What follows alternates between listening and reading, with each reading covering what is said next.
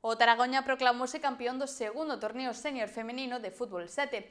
O Unión Campestre foi o subcampeón nunha xornada que reuniu a un total de 8 equipos. O sábado 6 de xuño, as instalacións municipais da Lomba acolleron o segundo torneo sénior femenino de fútbol 7 organizado polo Club de Taragoña. A cita reuniu 8 equipos chegados de diferentes puntos de Galicia nunha competición disputada ao longo de toda a xornada, dende a primeira hora da mañá ata a tarde, e cun formato de fase de grupos e eliminatorias.